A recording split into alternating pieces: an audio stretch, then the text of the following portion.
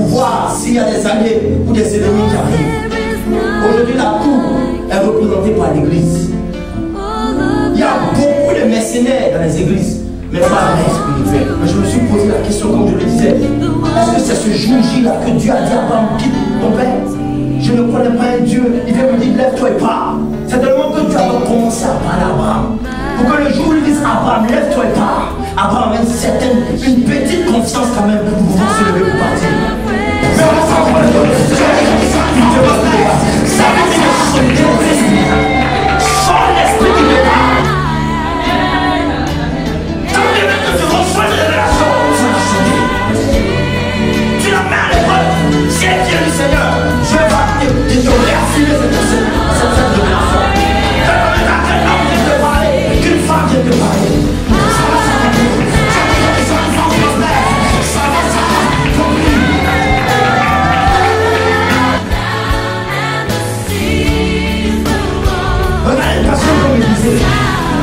Élisée avait toutes les raisons d'abandonner son pays.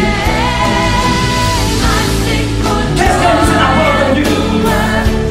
C'est la parole venue lui compter les personnes qui connaissaient les fils en réaction. Les personnes qui connaissaient l'évangile.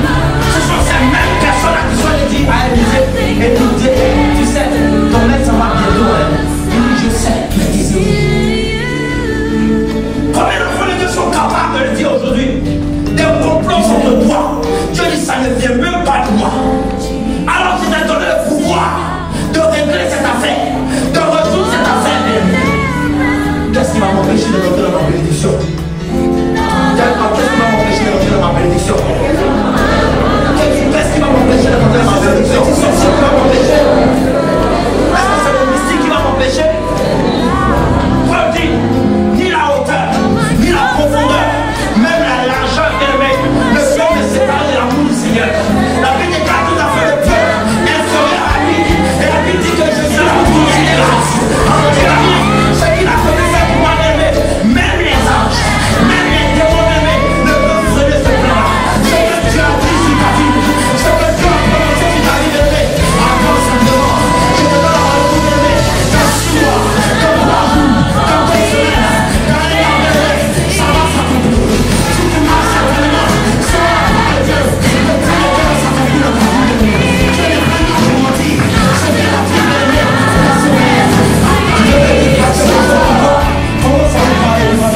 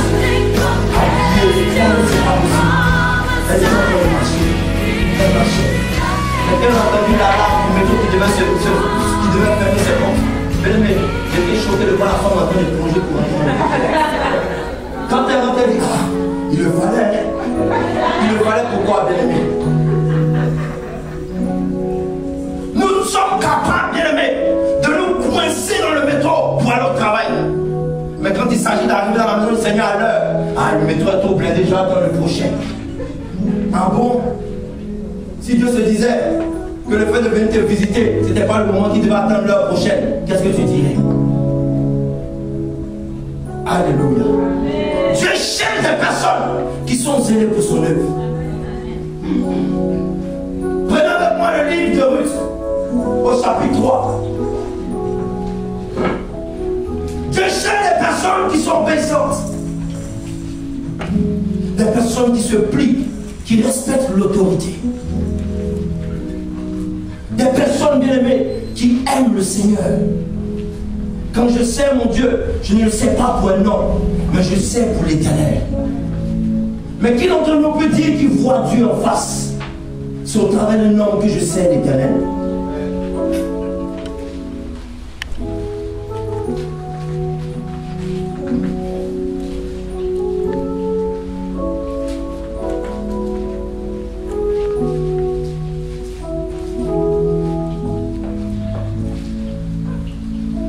Si quelqu'un a trouvé Ruth chapitre 3, est-ce que tu peux lire rapidement la parole du Seigneur?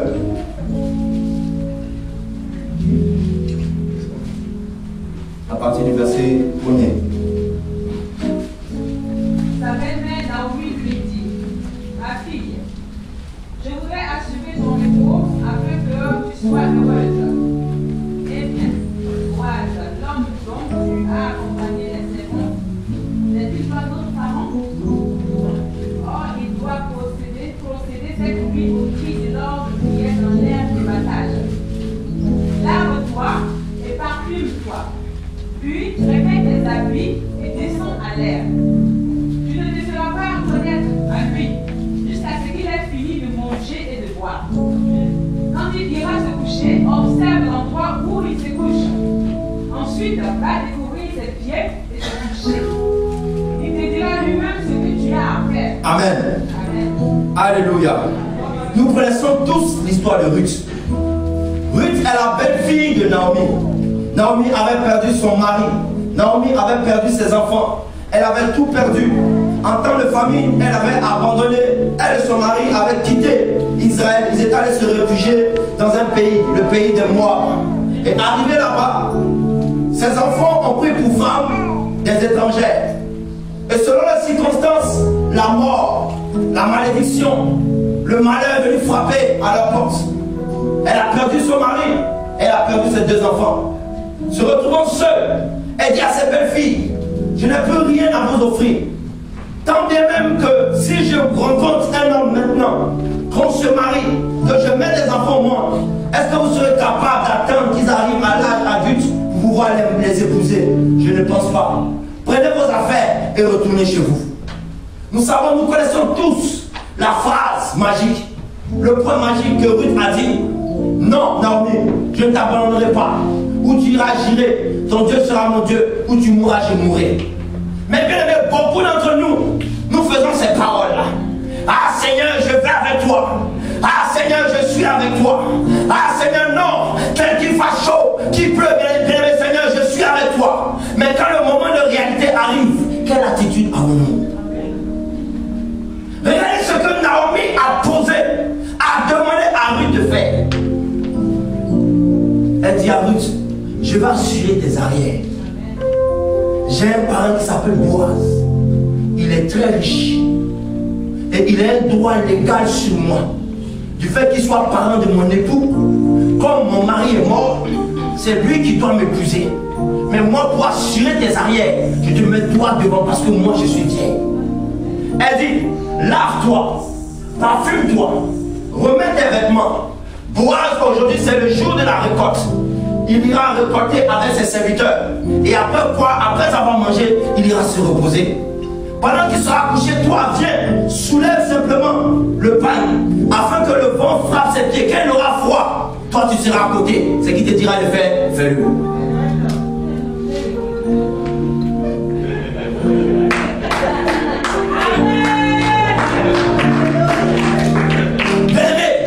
Qu'est-ce que Naomi est en train de demander à Ruth?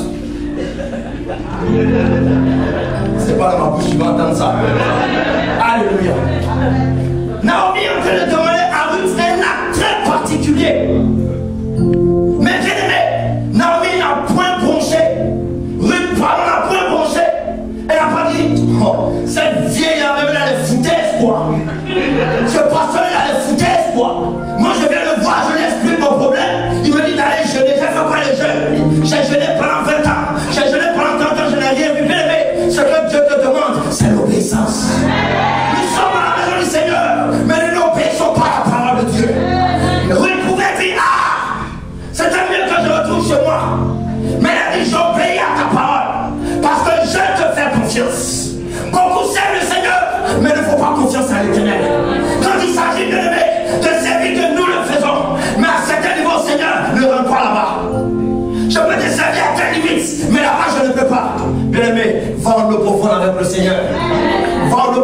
le Seigneur.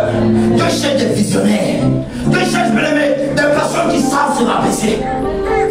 Si je fais la même chose que mon frère, en quoi je suis un visionnaire? Mais Dieu cherche des personnes, bien-aimées. Là où mon frère dit lui ne peut pas, moi je rentre.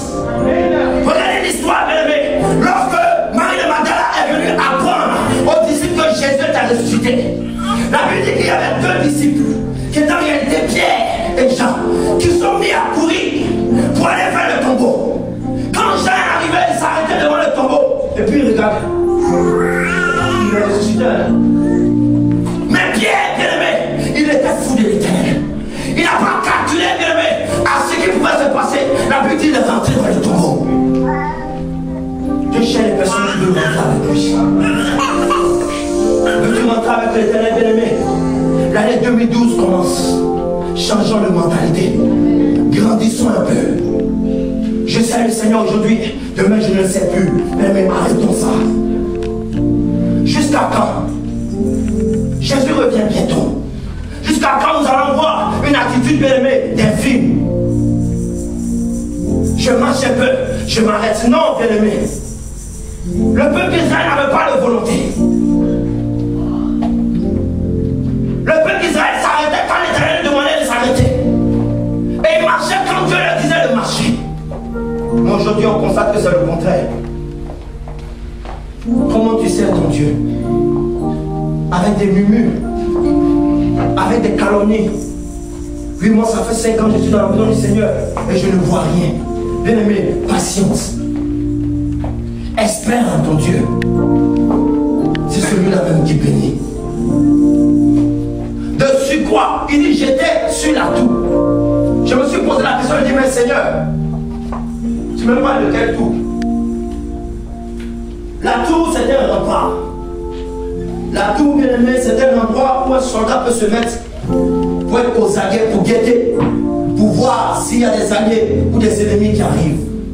Aujourd'hui, la tour est représentée par l'église. Il y a beaucoup de mercenaires dans les églises, mais pas d'enfants spirituels.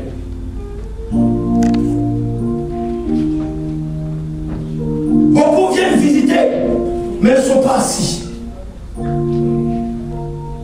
Comme un jour j'ai entendu, je suis à l'église, mais je n'ai pas encore déposé mes bagages. Bien aimé, tu as déposé tes bagages quand? Beaucoup sont assis à l'église, à l'air panichon ici. La moindre heure du pasteur, je suis parti. Bien aimé, jusqu'à quand?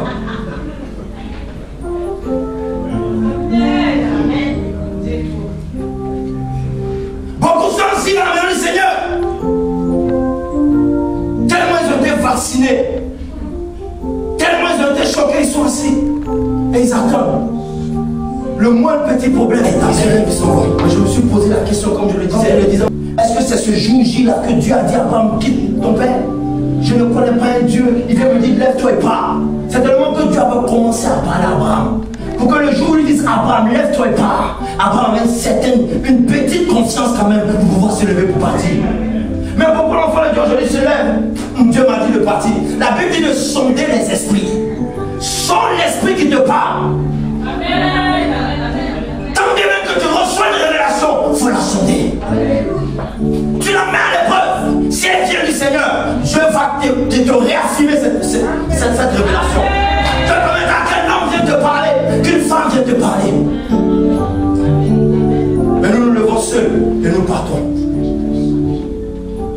Bien-aimés, arrêtons ce genre de choses. Le mercenaire, c'est celui qui vient pour son argent. Le mercenaire, bien-aimé, c'est celui qui tu lui offres quelque chose de meilleur. Il va.